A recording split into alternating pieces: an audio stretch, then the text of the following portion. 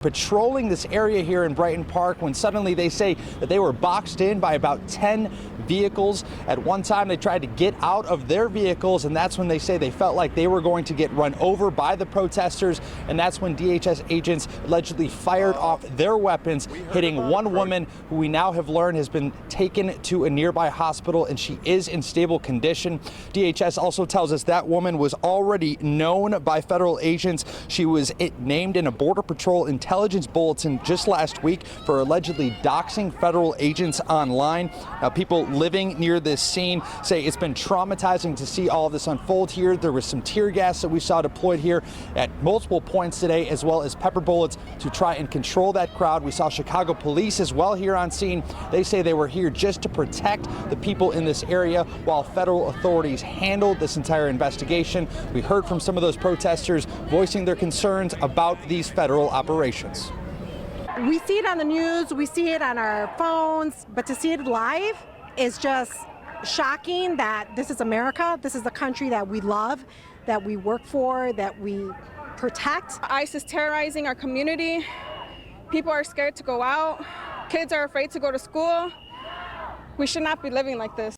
Trump has really staked his claim on Chicago, and we're starting to see the effects of that. We're now Department of Homeland Security authorities have shot and killed multiple people here in Chicago. I want to state that. This is the federal government using its resources to kill people living here in the United States. This is people. They have families, they have friends, they have jobs, they have lives, they are trying to support themselves. You're going to use that gun on your people. Shame on you. I hope right now your ancestors are looking at you. Look at you right now, brother. Stand up. Stand up. How did your family get here? How did your family get here? You of all people. Don't walk away, brother. I'm good. Stay there. We can talk. We can talk. My tax money put you in school. You came here without no papers. Now you're an American. Thank you. Out of the way and pay us back. We love you, brother. Don't forget that. Everybody take a picture of you. You know why? The internet is so good. No, I'm on public property. You're going to be a movie star. You're going to be a movie star. We're going to show you. Wait a minute. Come over here, Mr. American. Boy. So we got to continue our coverage of the illegal immigration crackdown that is happening in Chicago, because this is the best reality TV show on YouTube, right, on the internet. Watching Chicago and these Democrats find out, because that's what's happening right now. They're finding out. We warn them time and time again. If you don't comply, get rid of your sanctuary city laws, allow us in your jails, then this is what was going to happen. And now that it's happening, now they want to boo-hoo on and cry and claim that, oh, this is unfair, right? This is foul, right? Our rights are under attack. And it's like, no. We gave you plenty of time to cooperate, okay? Gave you plenty of time. You decided not to cooperate.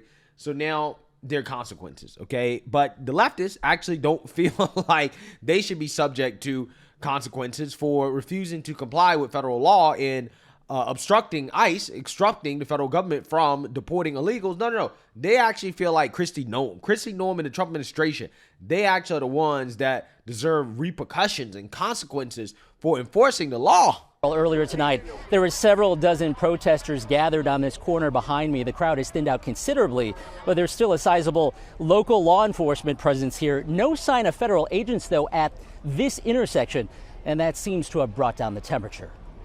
With helmets and batons, a phalanx of Cook County Sheriff's officers keep demonstrators from blocking the street in a tense standoff capping a day of protest. This all playing out at 25th Avenue and Harvard in Broadview in a new de facto protest zone that's not within sight of the ICE processing center. They're setting up a free speech area or whatever they said this was supposed to be. But I thought all of America was free speech. Earlier, federal agents shortly after 9 a.m. moved on protesters near that same intersection. Demonstrators seen on the ground being detained as agents pushed people off the street to clear a path for DHS Secretary Kristi Noem to leave.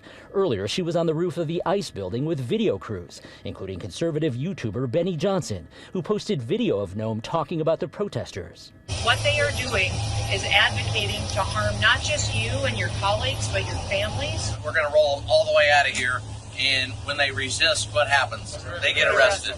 So it's now going to be a free arrest zone. That clash occurred despite a beefed-up presence of Illinois State Police and sheriff's officers, who Governor J.B. Pritzker says are there to ensure the safety of demonstrators, neighbors, and third parties who need to access the ICE facility in the wake of violent encounters involving federal agents. You are losing rights. You are becoming less American. They are stealing our country from us. At least 5 protesters were arrested by state and local law enforcement for resisting or battering officers. But Chopper 7 captured another dozen or so demonstrators in apparent federal custody following the morning clash. I think Kristi Noem should have consequences. I think she should be tried at The Hague. What we are seeing from her operation are crimes against humanity. And if the response from ICE to people exercising their First Amendment right is to drive vehicles through them, is to shoot them, is to put a stationary gun on top of a roof, as we saw today, they shouldn't be allowed to operate. If that is what their operations entail, they should not be an agency in the United States. What I really want to stress to people is that none of this is normal. It is not normal to have masked men rappel down from helicopters into apartment buildings to arrest families in the middle of the night. That is not normal. It is not normal to have agents with no identification of where they work, who they are, what they are allowed to do. That is not normal. At least in the United States, it's not normal. Today, we were corralled into a free speech zone. And I'm not a big fan of that term because it implies there are areas in the US that are non-free speech zones, mainly everywhere else. Yeah, so you see that, you heard that. Like I told you guys, a lot of these stories from these leftists are overly exaggerated. Like, for example, the story about how you have ICE running around in tanks with sniper rifles. Yeah, it turns out that the sniper rifles are actually pepper ball guns, right? Not actual sniper rifles. But again, if you listen to these leftists, snipers can be seen on top of armored vehicles. This is not America anymore. Insane. Yeah, fascinating. Absolutely fascinating, right? These leftists, they will just exaggerate and lie all day long, okay? But what is not exaggeration is that there are some people that are finding out, unfortunately, when they tried to obstruct, because apparently there was a huge obstruction in Chicago where you had a bunch of vehicles trying to block ICE in, and one woman seemed to try to run over ICE, okay? And she found out. So without further ado, let's go ahead and get into this.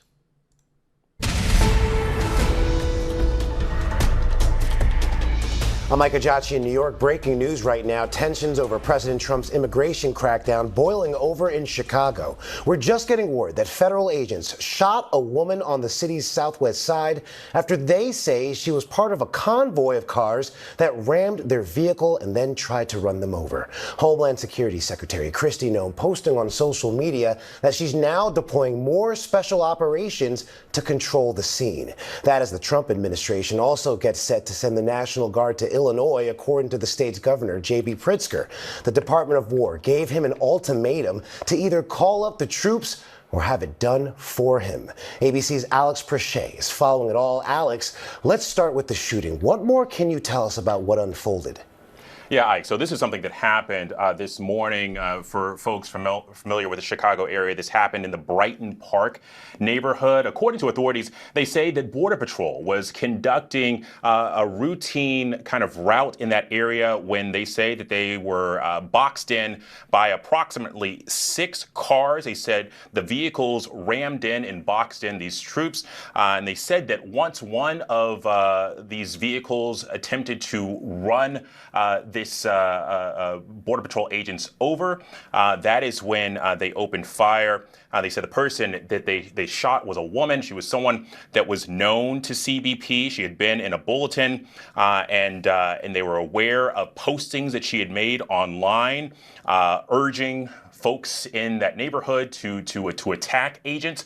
Obviously, tensions in Chicago have been high for weeks now, as ICE has conducted operations in the city, but this has certainly been a flashpoint this morning. Now, Alex, I want to talk about this ultimatum. What do we know about this ultimatum the Illinois governor says he was given over the National Guard?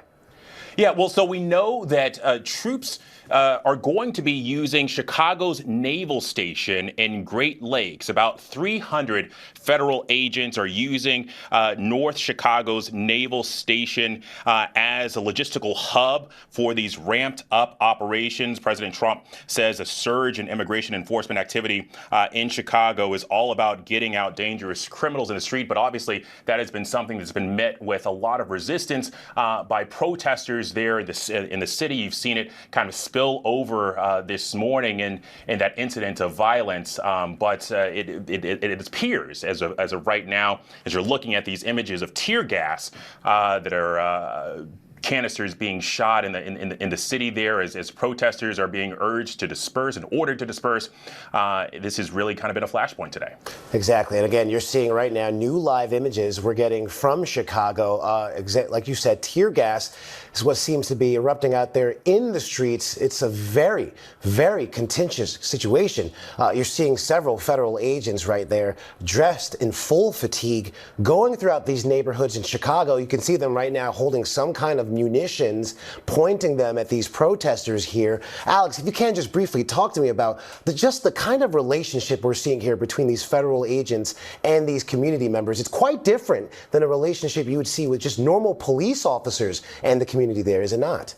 Well, it is, but I mean, let's look at some of the cities where we've seen these ICE operations carried out thus far, right? I mean, remember LA and certainly there have been instances here in DC and other places, but Chicago is largely, it could be quite possibly the largest and most densest area that we've seen these operations take place thus far. It's also an incredibly diverse city. And so when you look at the positioning of the mayor there, also the positioning of the governor, they've been resistant to any sort of action by the National Guard and certainly by ICE agents there. But we've also seen citizens take to the street and protest, as we've seen some of these raids carried out on the southern and western portions of the city in recent weeks. And today, obviously, that flashpoint where, again, you have this individual, this woman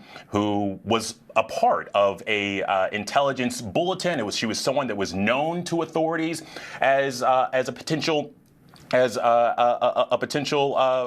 of violence.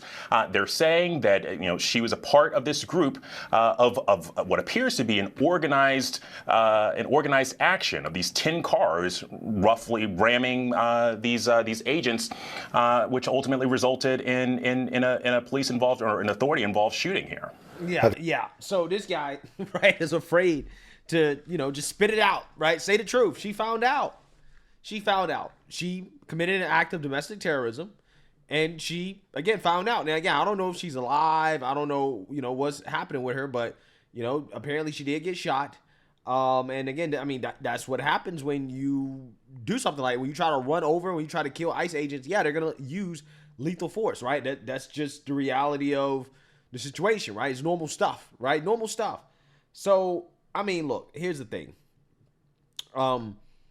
At this point, we're doing what we got to do. Democrats were warned about this time and time again. President Trump is ramping up the force, right? He's not backing down. He's sending in National Guard. Hey, it is what it is, right? I mean, some people are like, oh, we hate to see it. No, I don't hate to see it. This is long overdue. And it's the fault of the Democrats. You can't blame nobody except the Democrats. If they would have cooperated, none of this would have happened. Tom Homan warned these people time and time again. He warned them. We warned you. We warned you about this. So apparently they didn't believe that fire burns. And, they're finding out that it indeed burns. And Chicago, yeah, they hurting right now. They hurting.